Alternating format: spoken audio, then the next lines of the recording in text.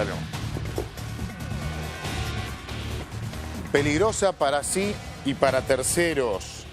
Eso indica el informe pericial que acaba de llegar al despacho del fiscal Carlos Arribas. Estamos hablando de la detenida Claudia Fabiana Ercoreca, de 39 años. El fiscal de homicidios de La Matanza está en estos momentos escribiendo, redactando, de acuerdo a la fuente que estuvimos consultando, el pedido de internación inmediata de la acusada. De acuerdo a ese primer informe pericial psicológico psiquiátrico, si bien faltan todos los estudios complementarios, podría tratarse de una paciente psiquiátrica que sufre un cuadro psicótico, posiblemente un delirio místico. Por lo que, si esto es así, si esto lo comprueban en el expediente, se cerraría la causa en las próximas semanas. Por inimputabilidad. Por inimputabilidad. No comprendió la criminalidad de los actos. Después vamos a hablar un poquito más sobre este tema. Si querés, en un rato vuelvo y te cuento. ¿Dónde queda parado si el otro no tiene ningún delirio místico? Si bien hay algún impedimento legal para hablar de un caso que es el caso de las hermanas satánicas, ¿se acuerdan? Sí. Claro. Bueno, hay un impedimento legal, no se puede nombrar ese caso por una cuestión judicial. No se puede contar muchos detalles del caso, sí. Pero rápidamente había una de las hermanas, las dos mataron, pero una de las hermanas era psicótica, la otra era como complementaria. Tiene un nombre técnico, la psiquiatría, no me voy a meter en un terreno que desconozco. Hay alguien que es el loco, el psicótico, el que escucha voces, el que recibe órdenes. El que es psicótico recibe órdenes y lo escucha, ¿eh? Sí. Está loco. Sí. Pero hay alguien que lo acompaña, que puede ser el marido, puede ser la hermana, en el caso de hermanas satánicas, el marido en este caso, que es como un complementario. Cree en lo que le dice, para que se entienda. ¿Sí? Por eso también va a pedir estudios al marido, que hoy por hoy es testigo, Germán Fitzi, y como viene la mano va a seguir siendo testigo. Explícanos técnicamente por qué en tal caso conviene que sea testigo y que no sea imputado, pues lo deben haber evaluado. Porque no debe haber, la justicia no tiene hoy por hoy ningún tipo de elemento que indique que hay alguna prueba que lo ponga en lugar de sospechoso. De acuerdo a lo que declaró, al marido le cree. O sea, que él nunca estuvo en la casa de la señora Lira, el marido. La única que estuvo allí fue ella. Te hago una secuencia muy rápida, si te parece. Sí. La señora sufre un asalto. Todavía no está claro lo del asalto, ¿eh? Pero es lo que se denunció. Es lo que se denunció. Lira Frasín, si existió, estaba golpeada. Sí, de 76 años, sufre supuestamente un asalto cuando iba en remis en Morón. Es golpeada, tiene una fractura en la cara, tiene lesiones torácicas, lesiones importantes en el robo. La internaron y fue dada de alta con esta recomendación. Tiene que tener una enfermera 24 horas, que lo tuvo. Ahí a la mujer la llevan a la casa de ellos. Cuando digo de ellos, del matrimonio. A Isidro Casanova, del matrimonio, con los nenes y con la enfermera que 24 horas la cuidaba. Hasta el día 28, siga la fecha, hasta el día 28, donde sufre un problema cardíaco y la vuelven a internar. El día 29 va la familia, la mamá de él, de Germán, y ya no la quieren atender. Algo ya viene pasando, ya viene escuchando voces, supuestamente. ¿Sí? La mujer, la mamá internada, unos días más. ¿Hasta qué día? Hasta el día 12, cuando le dan de alta nuevamente, pero con la misma indicación. No puede estar sola esta señora, no puede comer, no puede tomar, no se puede mover. Tiene una enfermera. Ahí algo pasa que la acusada, Claudia Fabiana Ercoreca, es un trabalengua el apellido. Sí, es difícil. La saca de la clínica en un remis sola y la lleva al departamento de la calle Chacabuco, en Ramos Mejía, donde vive. Saca un montón de cosas en bolsas de residuos, esto lo declara un testigo, y echa llave y se va. ¿La deja encerrada? Para entonces, sí, la deja encerrada. Para entonces, ya la familia de él ya los estaba buscando. Y no los había encontrado. El día 10 ya no sabían dónde estaban. y presentan una denuncia por averiguación de paradero en la UFI 6, que no es la del doctor Arribas, el día 14. Siga la fecha, el día 14, la denuncia de averiguación de paradero, porque ya no estaban en la casa, ya estaban viajando a Bolívar, a Pilar, a un hotel en Avenida Corrientes, a un hotel en Constitución, daban vueltas. Es un comportamiento típico de un psicótico que sufre un delirio místico, me dijo un especialista con el que estuve hablando. Que tiene un complementario. Que tiene un complementario porque iba el marido con los niños Me hace acordar a la pareja de hermanastros que mataron a su mamá y a su papá, respectivamente también, ¿te acordás? Que también escuchaban voces. Sí. Es un tema psiquiátrico, es un tema de enfermedad, lo que sospecha ahora la justicia. Un dato más. Esto es lo que les voy a contar ahora, es el gran escándalo de esta causa, el gran escándalo que tiene esta causa. El día 14, dije, se hizo la denuncia de averiguación de paradero en la UFI 6 de La Matanza. Una comisión policial va a la casa de Isidro Casanova, no hay nadie, ya estaban dando vueltas. Otra comisión policial va al departamento de la calle Chacabuco. Toca el timbre. Le permiten el acceso al policía, golpea y habla a través del portero con la señora. Y esto lo cuento porque está escrito. Está vivo. Está escrito. La señora le dice, sí, yo también estoy buscando a mi hija porque me dejó encerrada. Y el policía lo escribió y se fue. Estamos hablando del día 14, llevaba 2 días encerrada. No hizo nada, No hizo nada.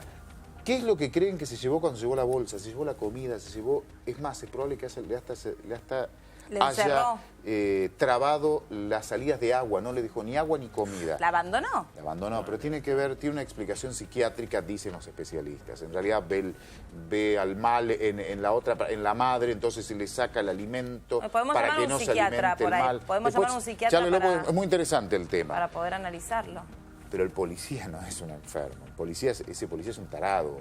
Dejó anotado en la causa y no chequeó que la señora le dijo que estaba encerrada. Claro, dice, estoy acá encerrada y anota la señora Duce Ahora que bien, está encerrada, pero con la familia, en consecuencia. Con la familia escapando, porque el marido aparentemente le creía, escapado de un lado para otro, que los perseguían voces, el más allá, todo ese tipo de cosas.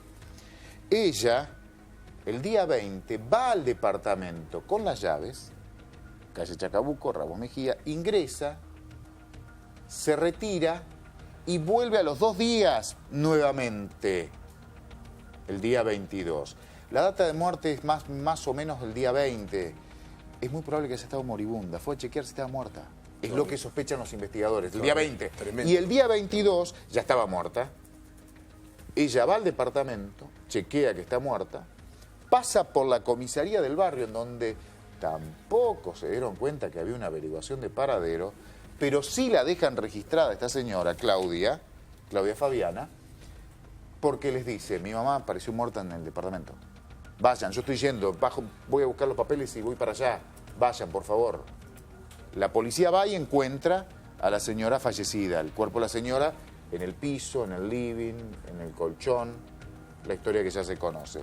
Sí. Y ella pasa a buscar a la familia, porque la familia para entonces estaba en Constitución, la zona Constitución, se suben a un colectivo y se van a Santa Teresita, la historia a partir de más conocida. Cuando se pueda precisar la data de muerte, se va a poder saber, además, si las lesiones fueron consecuencia de una golpiza que le dio ella o si fue una situación de un asalto. El tema es el asalto, si no. Existió el asalto o no, pero sí, las lesiones son anteriores, sí son de noviembre.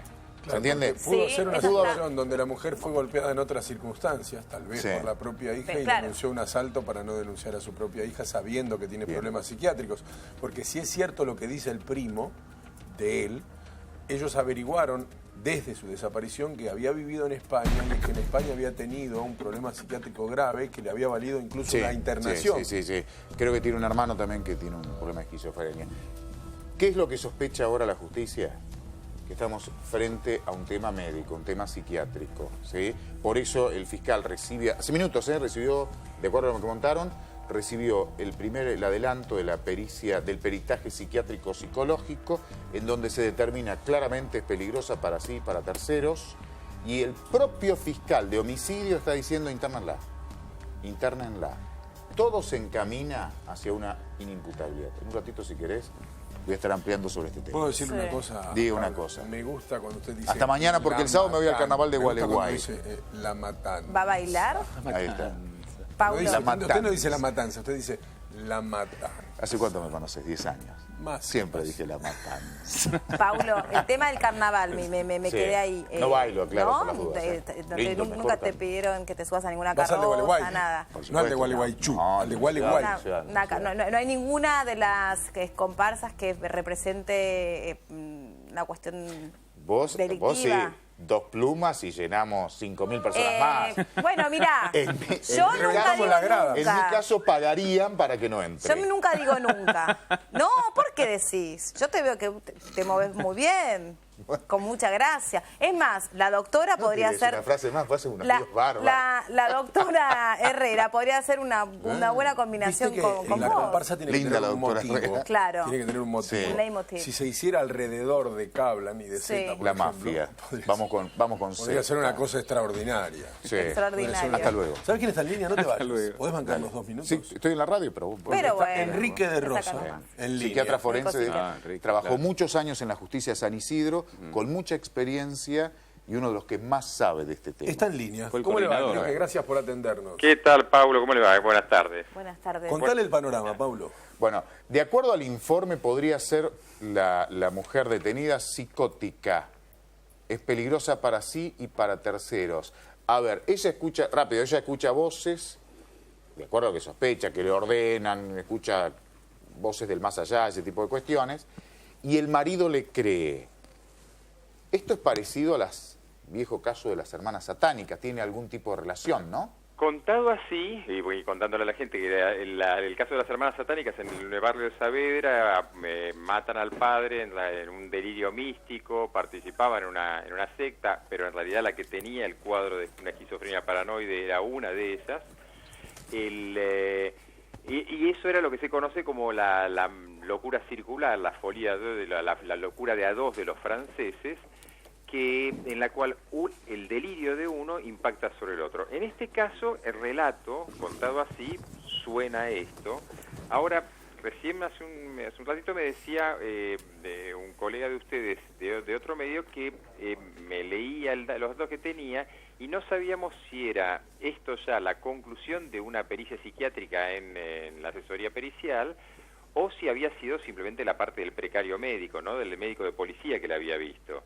No tenemos esa precisión tampoco para facilitársela. Lo cierto es que recién la abogada nos comentaba que iba a ser trasladada ya a un neuropsiquiátrico porque se la considera peligrosa para sí y peligrosa para los demás. No sé si esto a usted le ayuda a entender quién ha resuelto...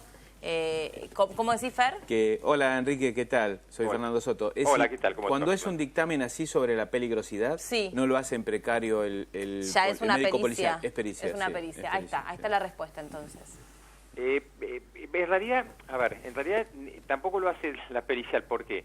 Porque en realidad la nueva ley de internación psiquiátrica implica otro tipo de procedimiento en el cual es necesaria una junta interdisciplinaria. Claro. En realidad el caso antiguo, cómo se internaba antes, en el que la peligrosidad para terceros, que era la fórmula clásica, ya hoy no se aplica, inclusive como tal. Pero, obviamente, si la vio alguien, puede ser hasta un médico general. De hecho, la ley, el articulado antiguo decía que lo podía hacer hasta la policía. Es decir, alguien podía detectar este criterio de peligrosidad. Por eso, en realidad, es raro que la pericia en sí misma se haya consumado completamente hoy, a menos que imaginemos que sí hubiese pasado y el cuadro haya sido muy florido. Muy evidente, claro. Muy evidente, en el cual, por ejemplo, la persona se manifestó en un cuadro de excitación psicomotriz o en un cuadro francamente delirante y que aparte haya sido descartada la simulación, ¿no? Y ahí, bueno, ahí estaría la duda. Ahora, la indicación de internación sí tendría que ver con una emergencia médica. Es factible que podría estar en un estado de crisis, de angustia, y eso mismo implicar que la peligrosidad tiene que ver por el peligro que se pueda inferir a sí misma algún tipo de lesiones. No implica necesariamente la inimputabilidad. Es decir, el criterio de peligrosidad no tiene necesariamente que ver con la idea de la incapacidad para comprender y dirigir las acciones.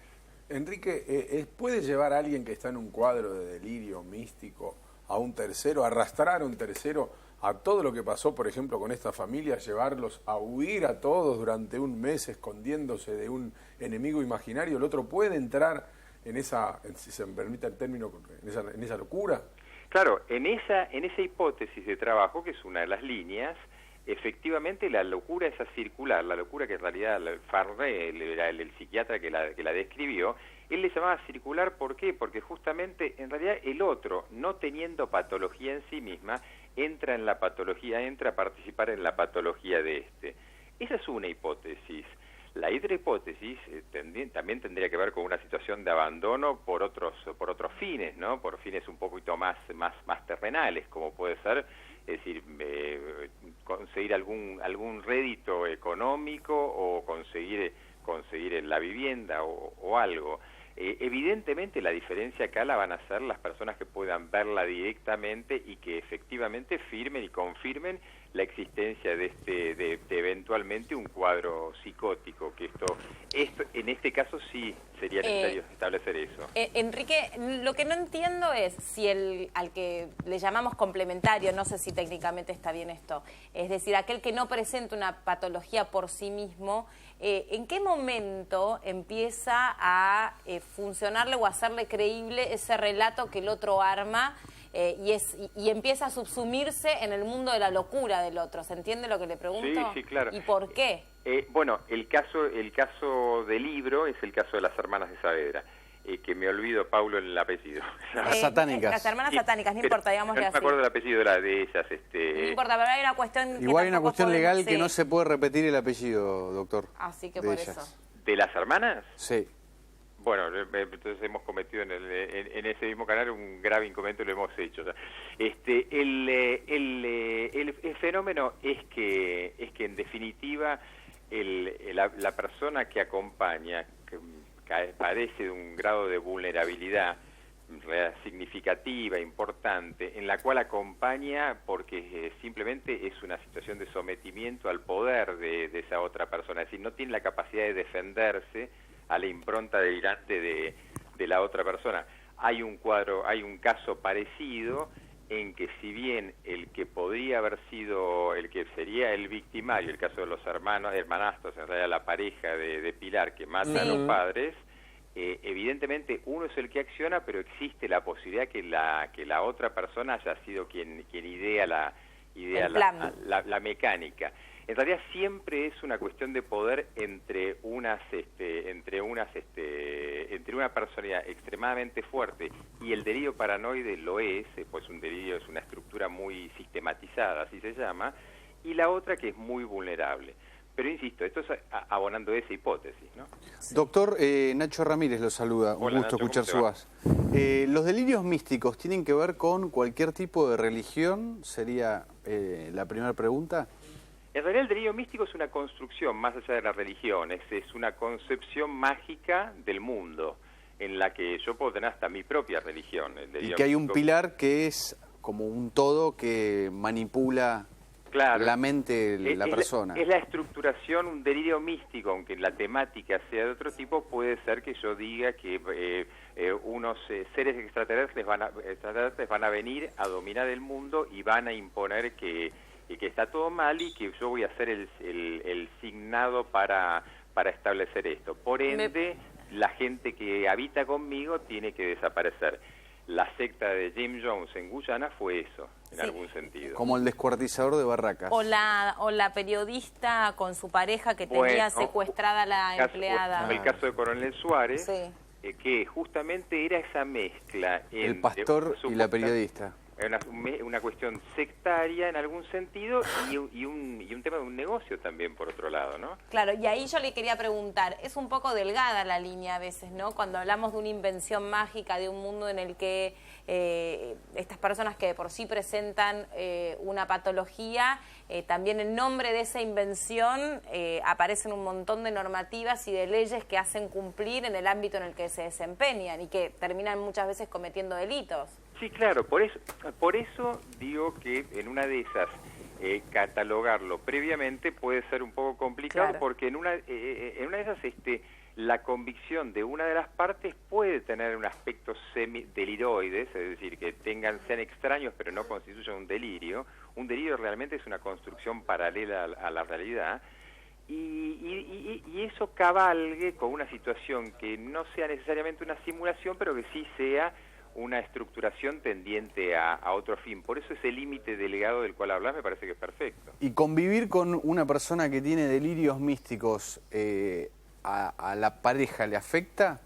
Digo, ¿se puede llegar a replicar ese delirio místico en la pareja de uno? Mira, el caso del suicidio, el caso de Lili Zulos, que fue bastante conocido, en general, en los casos en que uno convive con una persona que tiene una temática delirante, la participación de la otra persona es bastante complicada, porque o toma una actitud racional de cierta distancia, de una intervención médica adecuada y demás, o en muchos casos racionaliza. Eso se ve no solamente en la consulta forense, sino en la consulta clínica, en que muchas veces una persona trae a alguien en un cuadro francamente delirante, pero el entre comillas normal que lo acompaña lo racionaliza de una manera absolutamente no lo ve. sensible. No lo ve. No lo ve. De hecho, uno convive con gente que no tiene problemas, convive en el trabajo, convive en la vida, con gente que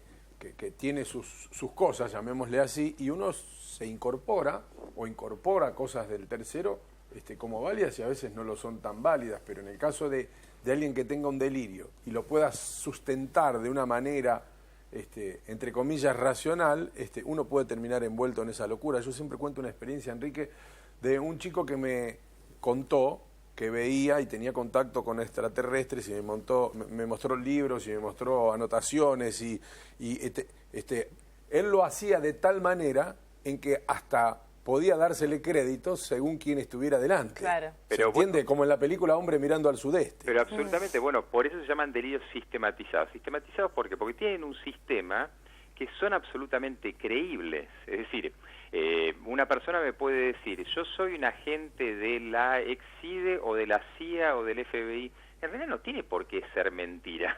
Claro. Yo puedo decir porque soy médico y lo mío está muy alejado de eso, que no, bueno, vino con un delirio. No, puede ser absolutamente verdad. A mí me ha tocado casos, en el caso ese concreto, una persona en una época complicada de la Argentina que me dijo, no, yo estoy participando en ciertos grupos de tareas, esto y el otro, y en medio de una situación de excitación psicomotriz. Todos le decían y lo estaban cenando de psicofármacos. Cuando empezamos a investigar era cierto. Era absolutamente cierto, pero la construcción sobre una base real era delirante. Es decir, la base real era que esta persona trabajaba en ese momento en una unidad de las Fuerzas Armadas con tareas por lo menos complicadas, sabémosle. Pero sí, la construcción que hacía de esto hacía que fuese muy verosímil todo el resto. Y esa construcción era de, como se imaginarán para la época, era una invasión de la Argentina en la cual iban a participar todos, y todo era muy justificable. Claro, que son cuestiones que legitiman en definitiva lo que terminan haciendo estas personas, independientemente de si tienen o no tienen alguna cuestión, como dice usted, deliroide, ¿no? Dijo así. Por eso los líderes carismáticos son carismáticos y son tan atractivos, porque confirman una idea con un delirio, pero con absoluta certeza. Es decir, hay gente que se expresa en falsedades, pero la modalidad de decirlo es convincente y la construcción es convincente. Ahora, cuando uno se corre un poquitito, se da cuenta que es una falsedad. Enrique, yo le quería preguntar, en verdad, dos cosas. Por un lado, recién cuando estaba Paulo Cablan con nosotros, que ya fue otra vez a la radio, porque en este horario está en Radio 10, decía que, entre otras cosas, se está investigando si esta mujer le pudo haber pegado a la madre, y también se está investigando si la pudo haber dejado encerrada, sin agua y sin comida. Se está investigando, pero vamos a dar por cierto que efectivamente esto fue así. ¿Esta persona puede proyectar en la madre qué? ¿Por qué puede llegar a esa situación con su propia madre? Bueno, ahí está la cuestión más ligada a la no necesidad de la hipótesis del delirio, sino la del abandono, ligado a cuestiones de las historias familiares que son interminables. Es decir, si hay algo que se ve en una psicoterapia y en psicoterapia de familia, son historias familiares que son historias para libros y películas, en que uno entiende o no entiende, pero digamos en definitiva son temáticas que han continuado durante años y años y años, que pueden tener luego un emergente delictivo. Pero en muchos casos, a ver, un ejemplo, hace 2 o 3 años en París, que murieron 10.000 ancianos aproximadamente y habían sido abandonados en sus domicilios. El planteo había sido que toda la gente luego, cuando se planteó si había una acción legal casi colectiva contra esta gente, todos tenían una buena justificación que los habían dejado sabiendo que la asistencia pública funcionaba y con alguien que podían llamar. Ahora, en el fondo, claramente esa gente sabía que esa gente estaba en condiciones de mucha menesterosidad.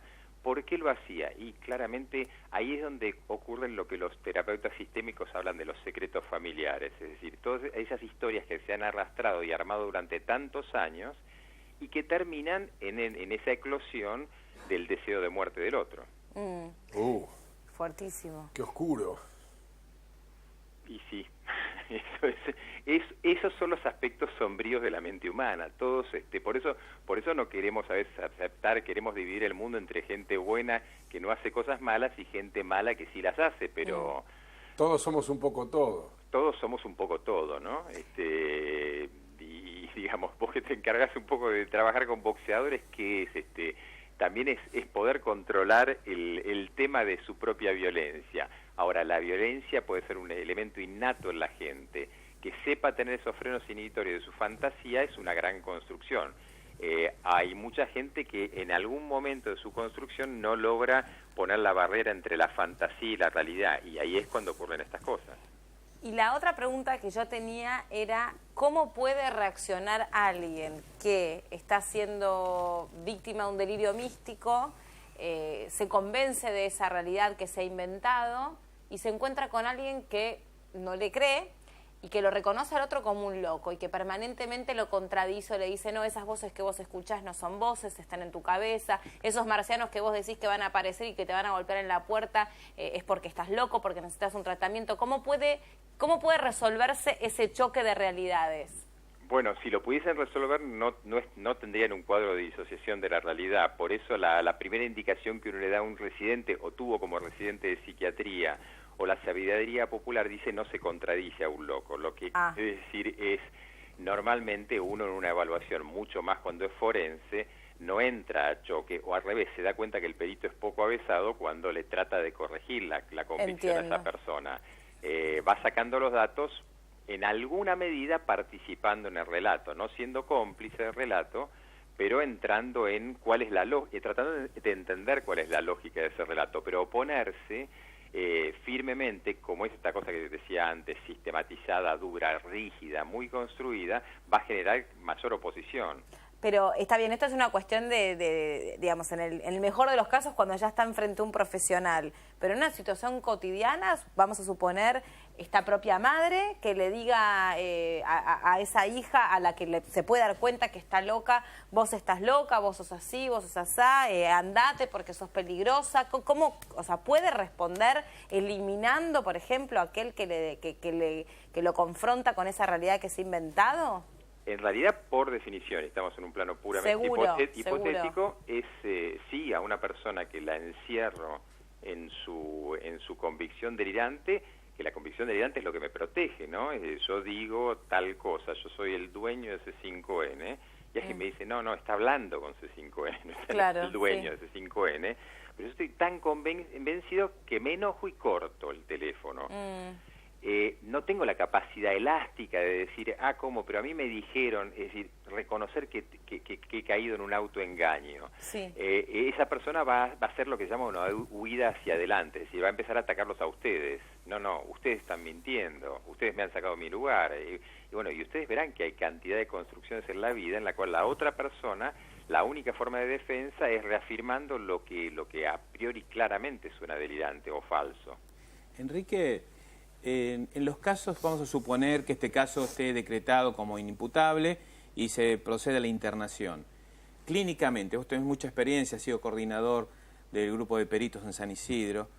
¿El tratamiento que se aplica es de recuperación, es de mantener en línea? ¿Son curables estos casos? Mira, el primer punto sería ver si el índice de peligrosidad, Fernando, es algo que se ha puesto por como decía antes, por un tema la han visto muy impulsiva y no. Entonces lo primero que sería simplemente sedarla para protegerla. Imaginemos que fuese eso. El segundo es determinar si, como vos sabés perfectamente, al momento de los hechos esa persona estaba, imaginemos, en un brote psicótico o en episodio psicótico de larga duración. Eso es lo que la convertiría en imputable o inimputable. Y finalmente, ¿qué se hace en las unidades carcelarias? Y lamentablemente lo único que se hace, hay tratamientos, pero en la práctica es más que nada una contención farmacológica. La realidad es que en la clínica de hoy los cuadros psicóticos tienen una buena evolución, porque ahí la farmacología ha avanzado mucho y sobre todo los métodos diagnósticos complementarios que usamos hoy son muy avanzados y nos permiten darnos cuenta, por ejemplo, fallas o errores, alteraciones orgánicas que son tratables. ¿Y hay otros síntomas que se combinan con estos delirios místicos o quienes lo sufren? No sé, por ahí pérdida de apetito o laceraciones, o alguna cuestión que acompaña a esta cuestión mental. Y en realidad la construcción del cuadro clínico se da a la inversa. Yo voy detectando elementos, signos y síntomas que constituyen el síndrome, y entonces digo, bueno, este es síndrome delirante. Pero aparte digo, tiene un síndrome alucinatorio, supongamos, y ahí es donde digo lo de las voces. Sí. Y eventualmente tiene una conducta motora alterada o tiene una conducta motora catatónica. Bueno, y eso puede dar finalmente que yo diga, bueno, es una esquizofrenia. Claro, resulta muy evidente. Y termina siendo muy evidente, y voy enterándome luego por otros elementos que sí hay elementos, sí a los 18 años tuvo esto y el otro. En este caso hay un elemento, pero no es tampoco determinante, que hay un hermano que aparentemente padece de esquizofrenia. Y entonces en ese momento sí establezco un diagnóstico. No, y como vos bien decís, un primo de él llegó a decir en cámara, aquí en este programa, que habían descubierto durante la desaparición que ella había vivido en España y que en España había tenido un brote psicótico, ella misma. Bueno, ¿ves? Bueno, eso es lo interesante, que normalmente hace que las evaluaciones periciales sean y deban ser un poco más prolongadas, porque como vos ves, hasta en esta misma conversación van apareciendo otros elementos. Cuando alguien dice, no, sí, me acuerdo que en el año tal hizo esto, o pasó esto otro, o tuvo una internación, esa es la construcción clínica que uno hace y dice, y bueno, esto sí ya coincide, por ejemplo, con una esquizofrenia, con una psicosis crónica, con tal otro cuadro. Bueno, ha sido todo muy claro, y también la verdad que uno no deja de sorprenderse cuando estas situaciones son pura y exclusivamente de la realidad, ¿no? Elementos de la realidad. Acá hay una mujer que murió, que hay que investigar cómo y en qué condiciones, y bueno, también pensar a esta madre, si es que efectivamente luego se sabe que tenía una enfermedad psiquiátrica al cargo de 2 nenes de 3 y 2 años, la verdad que es muy triste. Sí, yo creo, si me permitís un segundo nada más, creo que el factor final en todo el tema de enfermedades mentales es ese, que seguimos fallando en la prevención, ¿no? En la detección temprana de la enfermedad mental y en signos que permitan a la gente saber dónde derivar, porque efectivamente que hay 2 chicos sí. y bueno, ellos son también víctimas principales de esto. Gracias, Enrique, por habernos atendido. Por favor, gracias a ustedes por haberme llamado. Que tengan